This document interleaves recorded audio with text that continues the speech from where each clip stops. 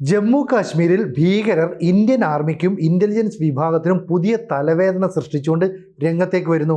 അതായത് പ്രാദേശികമായി അവിടെ താമസിക്കുന്ന വീടുകളിൽ ഒളിച്ച് താമസിച്ചുകൊണ്ടായിരുന്നു നേരത്തെ ഭീകരർ പ്രവർത്തിച്ചിരുന്നുവെങ്കിൽ ഇപ്പോൾ ഒളിത്താവളങ്ങൾ മാറ്റി ബങ്കറുകൾ നിർമ്മിച്ചുകൊണ്ടാണ് പുതിയ പ്രവർത്തനം നടത്തുന്നത്. അതായത് ഇടതൂർന്ന വനങ്ങളിൽ അതുപോലെ തന്നെ മലമുകളിലുമൊക്കെ തന്നെ ബങ്കറുകൾ നിർമ്മിച്ച് അതിൽ ഈ ഭീകര പ്രവർത്തകർ ഒളിഞ്ഞിരിക്കുന്നു.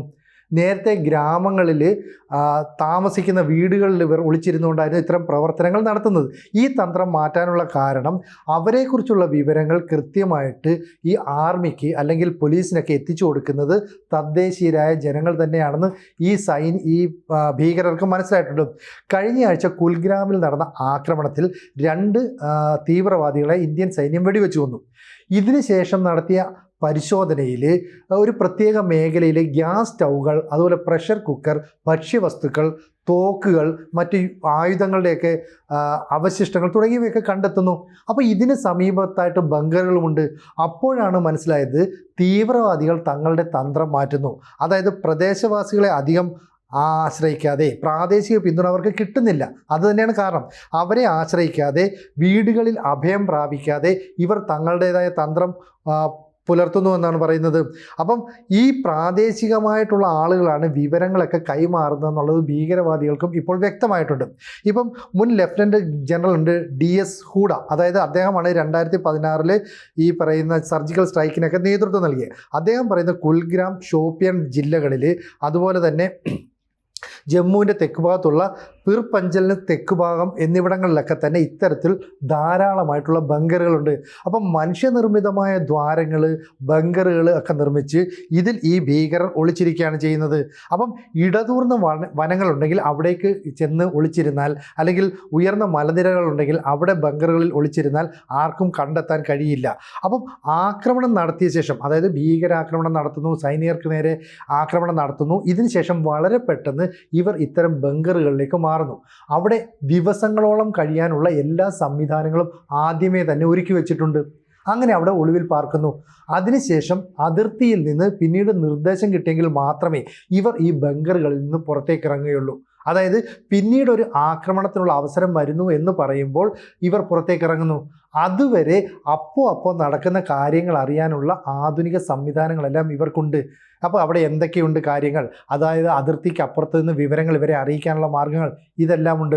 നമുക്കറിയാം, നേരത്തെ ഇതുപോലെ ഒരു ആക്രമണ സമയത്ത് ചൈനീസ് സാറ്റലൈറ്റ് ഫോൺ ഉൾപ്പെടെ കണ്ടെത്തിയിട്ടുണ്ട്.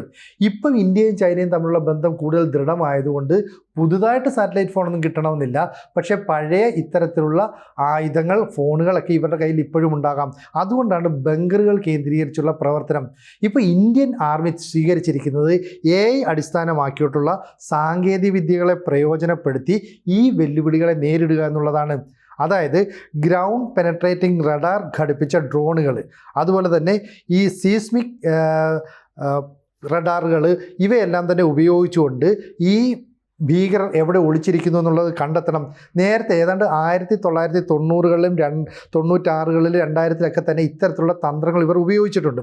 അതായത് 2022 കാലത്ത് പുൽവാമ, അതുപോലെ തന്നെ കുൽഗ്രാം, ഷോപ്പിയാൻ തുടങ്ങിയ മേഖലകളിൽ എന്ന് പറഞ്ഞാൽ ഇതൊക്കെയെന്ന് പറഞ്ഞാൽ റെസിഡൻഷ്യൽ ഏരിയകളാണ്. ഈ ഏരിയകളിലൊക്കെ ഭീകരർ ഒളിച്ചിരുന്നുകൊണ്ടാണ് ഈ സൈനികർക്കെതിരെ ആക്രമണമൊക്കെ നടത്തിയത്.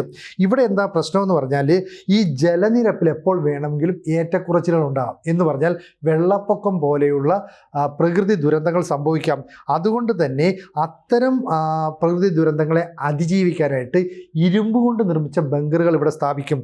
എന്നിട്ട് അതിനുള്ളിൽ ഇവർ ഒളിച്ചിരിക്കും. അങ്ങനെ സൈനികർ നടത്തിയ ഒരു പരിശോധനയിൽ ഒരു ഒഴിഞ്ഞ എണ്ണ ബാരൽ കണ്ടെത്തി. അതിനെക്കുറിച്ച് കൂടുതൽ പരിശോധിച്ചപ്പോഴാണ് ഇതിനുള്ളിലേക്ക് സൈനികർക്ക് കടന്നു ചെല്ലാൻ കഴിയുന്ന ചില വാതിലുകൾ കണ്ടെത്തിയത്. അപ്പോൾ ഭീകരർ അതിനകത്ത് ഒളിച്ചിരുന്നു. അപ്പം ഈ തദ്ദേശീയരായ ആളുകളുടെ വീടിന് മുന്നിൽ വൻതോതിൽ മണ്ണ് കൂടിക്കിടക്കുന്നു. അത് ടാർപോളിനൊന്നും വെച്ച് മൂടിയിട്ടില്ല. അവിടെ പരിശോധന നടത്തിയപ്പോൾ അവിടെ മണ്ണ് കൂടാൻ യാതൊരു കാരണവുമില്ല.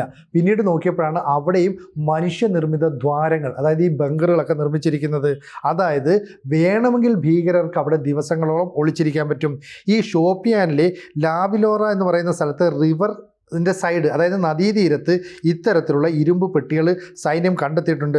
അപ്പോൾ ഇരുമ്പ് പെട്ടികൾ കാണുമ്പോൾ ഈ ശ്വസിക്കാനായിട്ട് നേരിയൊരു കുഴൽ മാത്രം മുകളിലേക്ക് വെക്കും. ഇതാണ് ഇവരുടെ തന്ത്രം. അപ്പം ജമ്മു കാശ്മീരിലെ ഭീകര സംഘടനകൾ തങ്ങളുടെ തന്ത്രങ്ങൾ മാറ്റിയത് ഇപ്പോൾ ഇന്ത്യൻ ആർമിക്ക് വലിയ തലവേദന സൃഷ്ടിക്കുന്നുണ്ട്. പക്ഷേ നമ്മൾ ഇതിനെയൊക്കെ നേരിടാനായിട്ട് കൃത്യമായിട്ട് പഠിച്ചിട്ടുണ്ട്.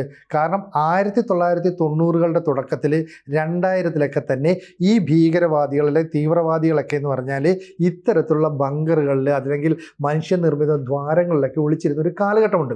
ഇപ്പോൾ ഹമാസിൻ്റെ നേതാക്കൾ അടുത്തിടെ പാക് ഒക്കുപ്പൈഡ് കാശ്മീർ സന്ദർശിച്ചു.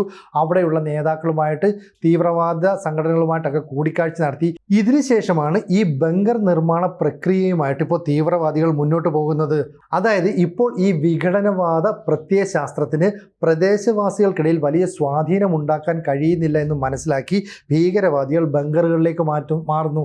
അപ്പം ഈ ഇടതൂർന്ന വനങ്ങളുള്ള പ്രദേശങ്ങൾ അവിടെ പോയി ബങ്കറുകൾ സ്ഥാപിക്കുന്നു. അവിടെ സ്ഥാപിക്കുമ്പോൾ തന്നെ ഗ്യാസ് സ്റ്റൗവ്, അതുപോലെ പ്രഷർ കുക്കർ, ഭക്ഷ്യസാധനങ്ങൾ, ആയുധങ്ങളൊക്കെ നേരത്തെ കരുതി വെക്കുന്നു. അപ്പോൾ എവിടെയെങ്കിലും ആക്രമണം ഉണ്ടായാൽ കൃത്യമായ മാർഗങ്ങളിലൂടെ രക്ഷപ്പെടാനുള്ള സംവിധാനം ഇവർക്കുണ്ട്. അതുകൊണ്ടാണ് നമ്മൾ GPS ഘടിപ്പിച്ച, അതായത് ഈ പെനട്രേറ്റിംഗ് റഡാർ സംവിധാനങ്ങൾ ഉള്ള ഡ്രോണുകൾ ഉപയോഗിക്കുന്നത്. അപ്പോൾ എവിടെയാണ് ഇവർ ഉണ്ടാകുന്നതെന്ന് കൃത്യമായിട്ട് മനസ്സിലാക്കാം. അതായത് ഭൂഗർഭ ശൂന്യതകൾ കണ്ടെത്താനായിട്ട് ഈ റഡാറിലൂടെ കഴിയും. അതുപോലെ തന്നെ ഭൂമിയിലെ ഘടനാപരമായ മാറ്റങ്ങൾ ഉണ്ടായാലും അതും കണ്ടെത്താം.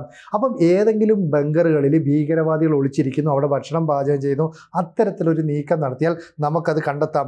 അപ്പം സുരക്ഷാ ഗ്രിഡ് കൂടുതൽ വിപുലമാക്കുക അടിയന്തര ലക്ഷ്യമാണ് നമ്മളുടേത്. അതുകൊണ്ട് തന്നെ ഇൻ്റലിജൻസിന് കൂടുതൽ സ്വാധീനമുള്ള സ്ഥലങ്ങളിലേക്ക് സൈന്യവും അതുപോലെ തന്നെ ഈ ഇൻ്റലിജൻസ് വിഭാഗവും ഒക്കെ പരിശോധനയുമായി എത്തണം. എങ്കിൽ മാത്രമേ അവിടെ ശേഷിക്കുന്ന ടെററിസ്റ്റുകളെ കണ്ടെത്താൻ കഴിയുള്ളൂ. അപ്പോൾ പ്രദേശവാസികളെ ഈ ഭീകരവാദികൾക്ക് വിശ്വാസമില്ലാതെ വന്നതോടെ അവർ ആ വീടുകളിൽ, അപ്പോൾ ഗ്രാമങ്ങളിലായിക്കോട്ടെ പട്ടണങ്ങളിലായിക്കോട്ടെ, അത്തരം വീടുകളിൽ ഒളിച്ചു കഴിയുന്ന തന്ത്രം അങ്ങ് മാറ്റുകയാണ്. പകരമായിട്ട് 2003 ഈ ഓപ്പറേഷൻ സർപ്പ് വിനാശ് എന്ന് പറഞ്ഞിട്ടുള്ള ഒരു ഓപ്പറേഷൻ നമ്മൾ നടത്തിയിരുന്നു. അന്ന് ഈ പൂഞ്ച് മേഖലയിൽ ഒളിച്ചിരുന്ന ഭീകര ക്യാമ്പുകൾ നമ്മൾ കണ്ടെത്തുകയും അതിനെ ലക്ഷ്യമിട്ട് തകർക്കുകയും ഒക്കെ ചെയ്തു. ഏതാണ്ട് അതിന് സമാനമായ സംഭവങ്ങൾ ഇവിടെ ആവർത്തിക്കപ്പെടുകയാണ്.